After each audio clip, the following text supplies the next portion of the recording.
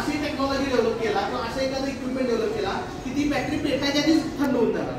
काय होणार? पेटायच्या आधी थंड होणार. अशी जर टेक्नॉलॉजी तुम्ही डेव्हलप केला तर काय झालं? ते इनोव्हेशन झालं. काय झालं? ते इनोव्हेशन.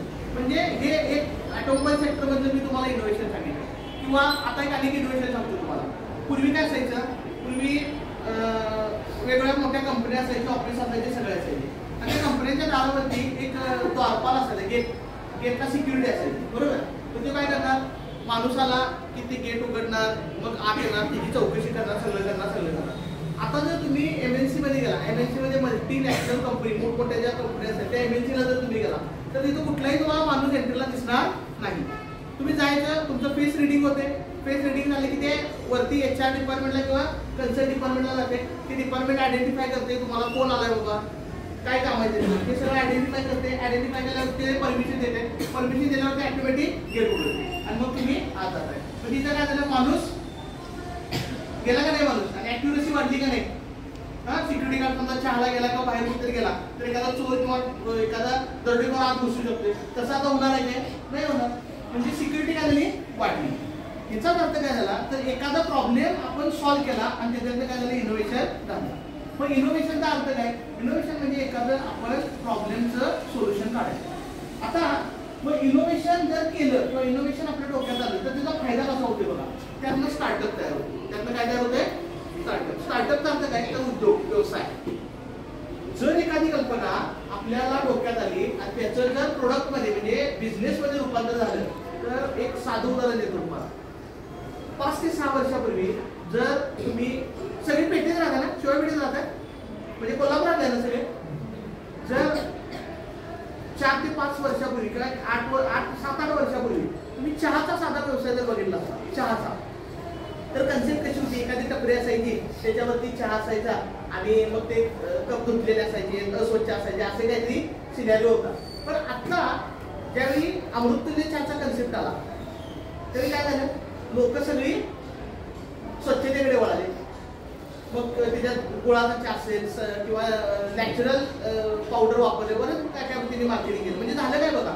एक कन्सेप्ट एखाद्या डोक्यात आला आणि एक कन्सेप्टमुळं किती जणांना बिझनेस मिळाला हे विचार करा. साधा चहाचं उदाहरण घेतलं आणि लोकांचं स्टँडर्ड काय झालं? त्याच्यापासून वाढलं. मग आता तुम्ही फ्रँचायझी जर बघितली, सलगरचं जर उदाहरण घेतलं, सलगर माहिती का सगळ्यांना? सलगरचं जर उदाहरण घेतलं तर फक्त फ्रँचायझी घ्यायला 8 लाख रुपये लागतात. किती लागतात? 8 लाख रुपये. मग विचार करा, सलगरच्या मला वाटतं हजारात आता फ्रँचायझी महाराष्ट्रभर आहे. म्हणजे औरंगाबादला जावा, म्हणजे आता संभाजीनगरला जावा, अहिल्यानगरला जावा आणि कोकणात जावा, कुठेही जावा तुम्हाला सलगरचा अमृततुल्य चहा दिसतात. मग काय झालं? बिझनेस वाढला का नाही? म्हणजे सलगर तर स्वतः मोठं झाले पण त्याच्याबरोबर किती लोकांना काय केला? बिझनेस मिळाला. हे इनोव्हेशन आणि स्टार्टअपचे एक उदाहरण तुम्हाला अगदी साध्यात साधं तुम्हाला समजायला असं सांगितलं. असं आपल्या आयुष्यात आपण n नंबर ऑफ स्टार्टअप आणि n नंबर ऑफ इनोव्हेशन काय करू शकतो? सुरू करू शकतो. आणि विचार करा, एक जरी तुमच्या आता इथं समजा एक 60 मुलं मुली धरून 60 लोक आहेत तुम्ही, 60 मधल्यानं एकाचं जरी इनोव्हेशन सक्सेस झालं किंवा एखादा स्टार्टअप सक्सेस झाला तर तुम्ही 6,000 लोकांना किंवा 6 लाख लोकांना काय करू शकता? नोकऱ्या देऊ शकता. आज नंतर या अंबानी फॅमिली असेल, टाटा फॅमिली असेल, या सगळ्या मोठ्या मोठी लोक आहेत, अशी नोकरी झालेली नाही.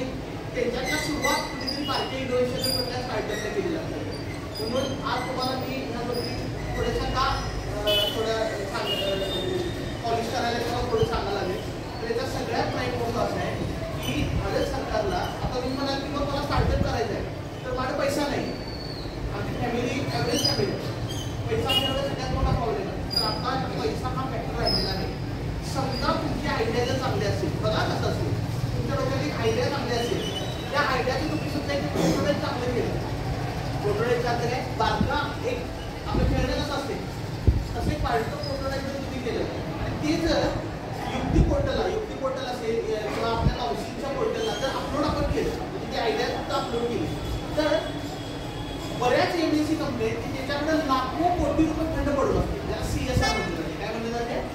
CSR म्हणजे सोशल रिस्पॉन्सिबिलिटी फंड, की जो 2% खर्च करायचा असतो. हे पण तुम्हाला माहिती असतो. CSRचा अर्थ काय सांगतो तुम्हाला? समजा एक कंपनी आहे, त्या कंपनीचा फायदा 10 कोटी. किती आहे? 10 कोटी. तर 10 कोटीतले 2%, 10 कोटीतले 2% म्हणजे 20 लाख रुपये कंपनी त्याने समाजासाठी खर्च करावे. तुम्हाला खर्च करायचे समाजासाठी. असे CSR फंड वेगवेगळ्या कंपन्यांना पडू नये. तुमची एखादी चांगली आयडिया आली आणि तुम्ही जर स्टार्टअप करायची इच्छा असेल तर ती कंपनी तुमच्या आयडिया इन्व्हेस्ट करते. लॉस प्रॉफिट बघत नाही, म्हणजे तुमची सक्सेस होते नाही होते, मी इन्व्हेस्ट करणार 10 लाख लागू दे, 1 कोटी लागू दे, 2 कोटी लागू दे, असे पर्याय देखील आता भारतात काय झाले